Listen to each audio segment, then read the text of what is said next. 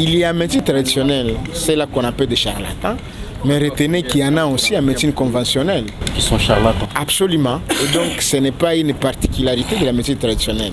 Il faut qu'il y ait cette harmonie entre la médecine moderne et la médecine traditionnelle. Hein? On ne doit pas toujours minimiser. Bon. C'est peut-être les pratiques de certains médecins tradipraticiens qui laissent à désirer. Médecine traditionnelle ou médecine moderne, depuis la fin de la décennie 70, la RDC a décidé d'embrasser une approche plus inclusive, valoriser ce que les deux médecines ont de profitable au bien-être des populations, comme c'était le cas dès la décennie 1960 après les indépendances africaines. Pourtant, 4 décennies plus tard, les deux médecines sont encore vues sous un angle oppositionnel. Il s'agit généralement des gens qui sont essentiellement habités par un regard de colonisation sur la médecine traditionnelle. Tout ce qui est traditionnel, tout ce qui est abankambo, c'est pas toujours mauvais, c'est pas toujours sale. Il y a quand même certains éléments que nous pouvons prendre en considération. Je vous ai dit, par exemple, en cas d'une fracture, hein, j'ai vu de mes propres yeux des cas de fracture. Hein. Quelqu'un a un avant-bras totalement déclassé, donc le radius et le cubitus, parce qu'il y a des os ici qui sont déjà déclassés. Mais on vous dit non, nous l'amenons chez un tradipraticien. Dans une semaine, il vous revient, vous faites la radiologie, et donc il y a une très bonne consolidation. Les produits traditionnels sont plus efficaces que les produits modernes, dit cet homme. Nos aïeux utilisaient les plantes. Dites-moi, dans quel hôpital moderne aujourd'hui on guérit la gastrite? Pourquoi on n'y arrive pas, interroge-t-il. C'est nous les Noirs qui réussissons, dit-il. Et c'est fort de ces vertus, reconnues aux pratiques désignées sous le nom de médecine traditionnelle, que ce chercheur pense qu'il faut approfondir les connaissances, les savoirs traditionnels médicaux. Les scientifiques ne sont pas des tradipraticiens, puisque les tradipraticiens sont les détenteurs des savoirs traditionnels. Et c'est eux qui sont les réservoirs de savoir laissés par nos ancêtres. Les scientifiques vont vers eux pour prendre des informations et à partir de ces informations réaliser des études approfondies sur ces connaissances.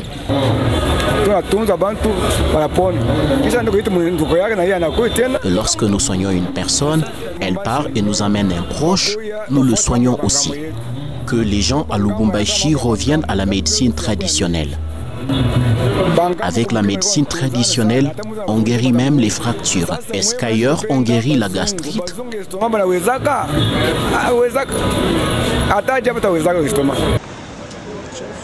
Dans les grandes villes de la RDC, à Lubumbashi par exemple, les soignants traditionnels se multiplient et rivalisent de stratagèmes pour se faire connaître et prévaloir leur savoir.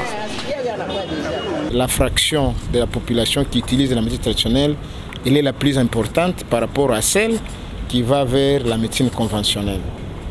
Et donc les statistiques au niveau mondial, et même une étude que nous avons réalisée récemment à Lubumbashi, montre un taux d'environ 80% des gens qui utilisent la médecine traditionnelle, toutes couches confondues, des intellectuels aux analphabètes, des riches aux pauvres. Donc il y a certaines plantes qui ont des vertus, qui ont des propriétés, qui ont des potentialités pour le traitement. Et ces vertus doivent être exploitées. Or, la procédure même pour la valorisation des vertus de la médecine traditionnelle ne met pas tout le monde d'accord. Rien qu'à considérer certaines exigences des dosages, de l'absorption des produits par exemple par le corps humain, le constat fait donc que chaque soignant traditionnel semble y aller à sa manière. À un certain moment, il y a des surdosages de certains produits.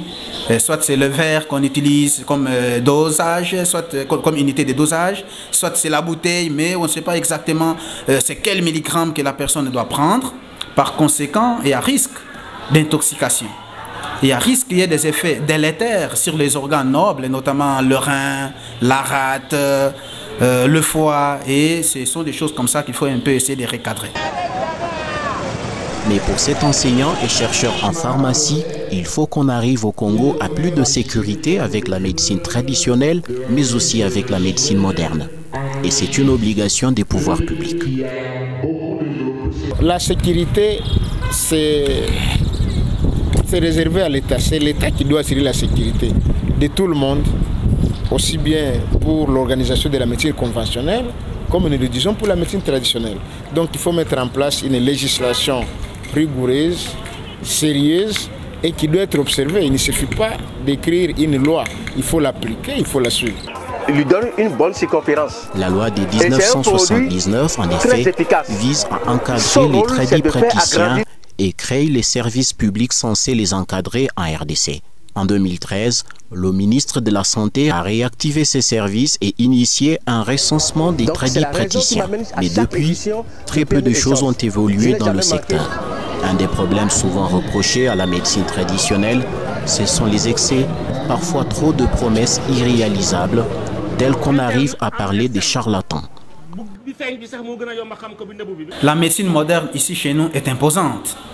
Elle a déjà pris le dessus sur la médecine traditionnelle et le comportement même de certains médecins traditionnels qui mystifient un peu leur pratique parce qu'il sait bien qu'il doit administrer une plante à son malade potentiel pour la guérison. Mais vous trouverez, il y a à côté de lui des pots, des kaolins, de plumes d'oiseaux. Et puis ça devient comme du fétichisme cette fois-là. On vous dit non, mais écoutez, il est Ninchuvi à Kisenji. Et cette fois-là, ça devient un peu minimisant, comme vous dites. Mais nous devons savoir qu'il y a quand même des vertus qu'il faut exploiter dans certaines plantes. Du côté des médecins traditionnels, tout n'est pas faux. Tout n'est pas mauvais. Il faut avancer, mais nous savons qu'il y a des choses chez nous qu'on ne peut pas soigner en médecine conventionnelle. Il y a des pathologies essentiellement à soigner en médecine traditionnelle. Et même si vous retrouvez dans une clinique, on vous dira clairement qu'avec ça, rentrez, allez chercher l'état du patient. Alors pourquoi les chercher s'ils ne servent à rien? C'est-à-dire quelque part, nous sommes tous convaincus qu'ils sont capables d'apporter des solutions à un certain niveau. D'où la nécessité d'organiser cette médecine traditionnelle. Absolument. Encadrer, orienter et peut-être même vulgariser enfin les savoirs traditionnels médicaux reste un défi pour le Congo et pour l'Afrique entière.